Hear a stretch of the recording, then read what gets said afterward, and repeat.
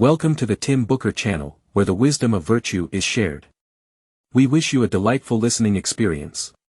Today, we're going to talk about the book, The Path of Least Resistance. We often hear people ask, why do I understand so many principles, yet still struggle to lead a fulfilling life?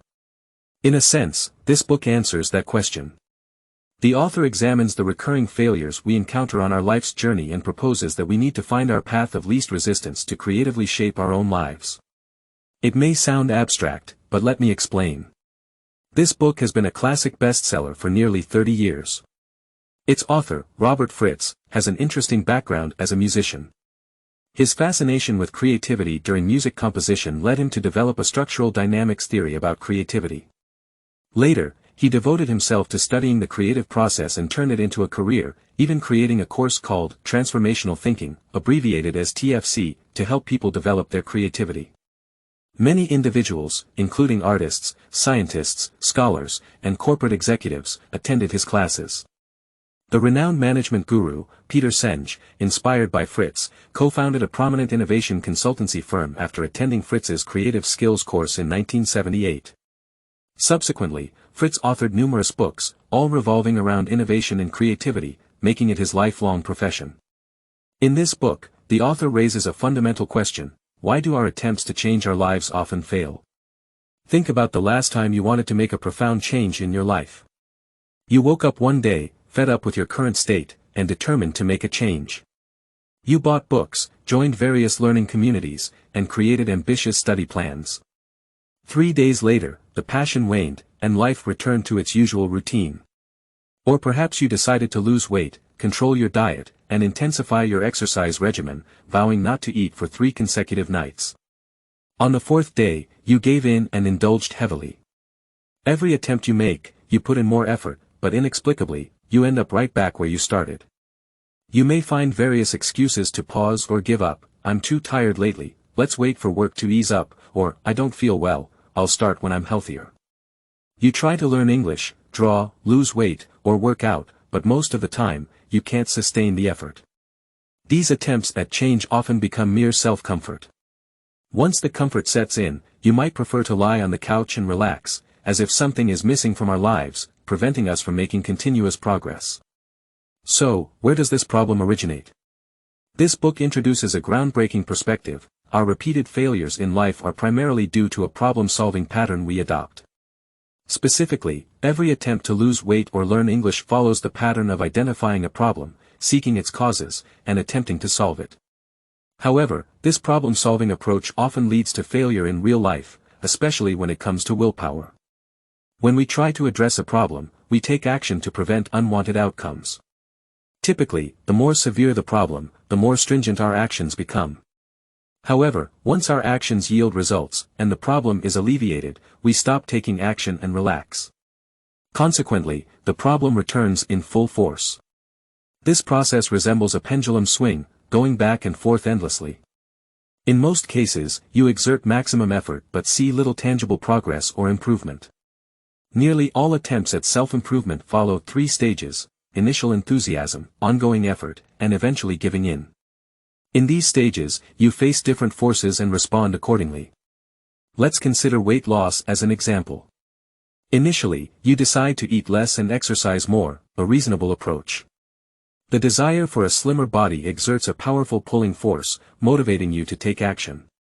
However, there's an opposing force: the desire for comfort, indulging in your favorite foods, and avoiding exercise. This force is just as strong but in the opposite direction. You find yourself struggling between these 2 forces. Imagine standing between 2 walls, one representing the desired slim body, and the other representing indulgence without maintaining your desired physique. Elastic bands from both walls are attached to you, creating equally strong forces in opposite directions. You stand in the middle. Every step toward the desired wall requires tremendous effort. One misstep, and you're pulled back to the undesired outcome. This is the 2nd stage, where you make efforts. In the 3rd stage, you give up and start indulging. As you embrace this comfort to a certain extent, the desire for change resurfaces strongly, and the cycle starts again. Most of our attempts at self-improvement involve cycling through these stages repeatedly. The author aptly terms it pivoting back and forth, and you've likely experienced it. This pattern isn't limited to self-improvement but extends to many aspects of life. For instance, international efforts to alleviate famines in Ethiopia have followed a similar pattern. Due to conflict and disasters, Ethiopia faced severe famine, leading to widespread starvation and global attention. Media coverage was extensive, celebrities held fundraising concerts, and people in affluent regions generously donated, flooding Ethiopia with supplies. The affected people received aid, and once the immediate crisis was alleviated, people stopped considering it a problem. Media coverage decreased, and attention shifted elsewhere. However, the root causes of the famine remained unresolved, and the problem persisted. Even today, Ethiopian children continue to die from hunger. Therefore, Robert Fritz argues that this problem-solving approach is ineffective. In today's workplace, problem-solving skills often symbolize a person's work capacity. However, the author's book suggests that creative individuals, rather than problem solvers, are the ones who succeed. People who love problem-solving and habitually think in problem-solving terms often lack creativity. When we are consumed by solving problems, we remain responsive to our environment, continuously attempting various actions to avoid undesired outcomes. We become so accustomed to solving problems that we rarely pause to deeply consider what we truly want. The author believes that the only way to avoid this pattern of failure is to break free from it and stop using the problem-solving mindset. Instead, he introduces a new model called the creativity model. You must learn to use this model to achieve success. Why is it said that the way of problem-solving and change cannot lead to success?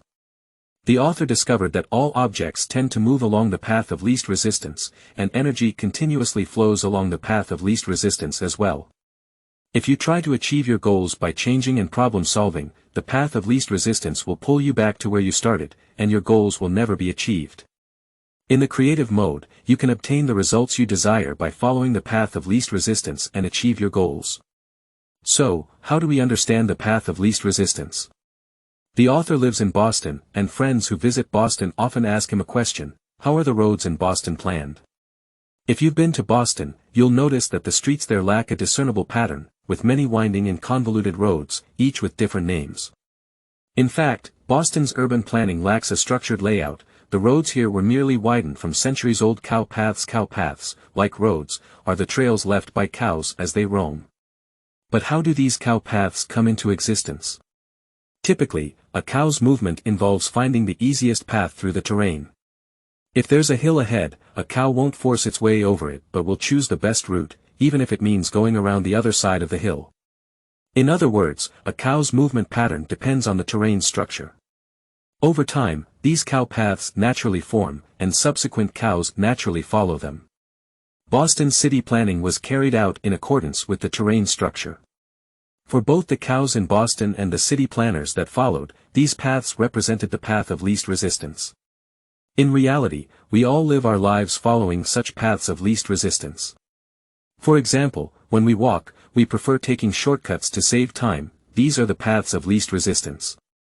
Suppose we need to travel from the 70th floor of one building to the 60th floor of the next building. In that case, our only path is following the elevators, staircases, and doors, determined by the building's structural design. The author believes that the same principle applies to our efforts to change ourselves and achieve goals through problem solving. We often think that it's our psychological state that affects the outcome of our efforts. Consequently, we continuously adjust our mental state and try to change the results by enhancing our willpower and execution. However, the author believes that the deciding factor is the oscillating structure. In other words, you must transcend and break free from that pattern to avoid the results of failure. To break free from that framework, we need a new structure, one that enhances your creativity. This creative structure, compared to the tension of action and reaction discussed earlier, has two major elements. 1. A clear vision of the achievement you want to create. 2. A clear understanding of your current situation. These two elements form a completely new structural tension. Your vision provides a powerful driving force that motivates you to take action. The current situation also acts as a driving force.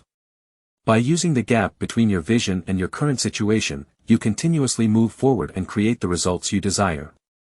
The clearer your inner vision, the more likely you are to create the results you want. Now, let's compare problem solving and creating. When you try to solve problems and make changes, your actions are often focused on avoiding undesirable outcomes. Your attention is on what you don't want. In contrast, when you're creating, you must focus on what you truly desire. All your actions are geared towards bringing about the results you desire. At this point, you may no longer feel the pull from that comforting wall. If we were to use a creative approach to improve poverty, what would happen? There was a poverty relief effort in Uganda that exemplified this approach. Workers actively nurtured the creativity of local villagers, helping them imagine and articulate their desired lives and homes. Then, the local population began taking proactive steps, gradually turning their imagined homes, farmlands, villages, and clinics into reality. In the creative process, they no longer emphasized how dire the environment was or how challenging the situation, but rather, they began within their own hearts and minds, allowing their desired results to continuously emerge. True creativity is independent of external circumstances, it's the picture and voice within us.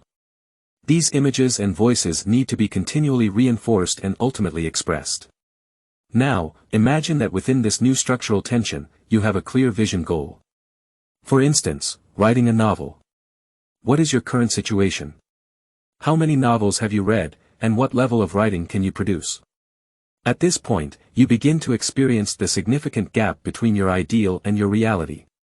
Typically, creators have a higher tolerance for this gap than most people, they even consider it the most potent driving force. So, you need to adopt the role of a creator, enhancing your capacity to tolerate this gap. To initiate your creative structure, you only need to do one thing: diligently envision what you want to achieve. Then, carefully observe your current situation and focus your attention on the outcome.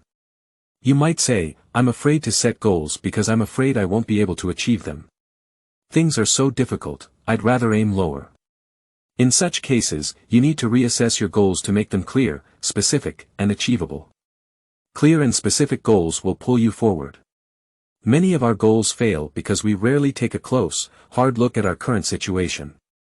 Having dreams without considering the present reality only leads to failure. For instance, suppose your current situation allows you to write 1,000 words with difficulty and produce one article per week. In that case, it's entirely unrealistic to set a goal of writing a book in a month. A clear and precise goal will drive you forward. In essence, we all follow paths of least resistance in our lives. However, by adopting a creative structure, you can find your own path of least resistance, the path to realizing your vision and creating what you desire. In the process of creation, there are generally 3 distinct stages: the germination phase, assimilation phase, and completion phase. The first stage is called the germination phase. During this phase, the most important thing for you is to make a critical choice and then concentrate all your resources on that choice. Making choices is a skill that requires practice, and it often involves pain and letting go. Remember, there's only one truly important choice that can set you on the path to genuine creativity. So, choose what you truly desire, regardless of what it is. Once you commit to that choice, you'll find that all the previous distractions start to fade away. Another key point in making choices is to base them on your genuine desires rather than avoiding undesirable outcomes. For example, choose to be a healthy person rather than someone who never gets sick. Illness is inevitable, but health is a more stable, long-term state. You can choose to lead a meaningful life rather than avoiding a mediocre, purposeless one. So, ask yourself, what do you truly want to have? Once you make a choice, you'll continually make a series of smaller choices to reinforce and reaffirm your major choice. The germination phase will provide you with a lot of positive stimulation, much like the early stages of entrepreneurship. Despite the chaos, it's filled with possibilities and passionate energy. Next, you'll enter the assimilation phase. From the initial uncertainty and some worries, you'll move into a phase of absorbing knowledge and discovering opportunities. You'll realize that achieving your vision is not as difficult as it seems, and you'll start learning extensively, gaining knowledge that makes you feel capable of almost anything. When you write, you'll discover more and more surprises, and when you act, you'll feel increasing energy and motivation to complete your goals. This is the most wonderful period in the creative process, indicating rapid growth. Finally, you'll reach the completion phase.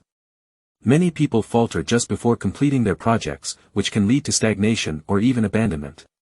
It's common for people to procrastinate for years on a project just because they can't finish that one last piece, like a doctoral thesis or a few key decisions in a project. The most common obstacles encountered in this process are time gaps and a dislike of the current situation. Time gaps occur when you've just started taking action and need some time to see the results of your changes.